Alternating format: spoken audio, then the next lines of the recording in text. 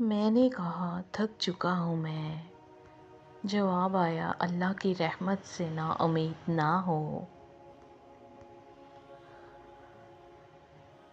قرآن پاک کی خوبصورتی یہ ہے کہ آپ اس کے پیغام کو بدل نہیں سکتے، ہاں مگر وہ آپ کو بدل سکتا ہے۔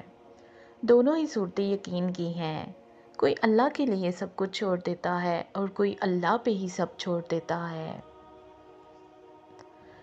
جو وقت ہم دوسروں پر تنقید کرتے گزارتے ہیں، وہی وقت اگر ہم اپنی اصلاح کرنے میں گزاریں تو زیادہ بہتر ہے، کیونکہ ہر کسی کو بدلنا ہمارے اختیار میں نہیں ہے، مگر خود کو بدلنا تو ہمارے اختیار میں ضرور ہے۔ قرآن پاک پڑھتے ہوئے لگتا ہے جیسے اللہ دلاسا دے رہا ہو، میں ہوں نا تمہارے ساتھ۔ قرآن کی دوستی قبر کے اندھیروں سے لے کر پل صراط کی سختیوں تک آپ کا ساتھ نہیں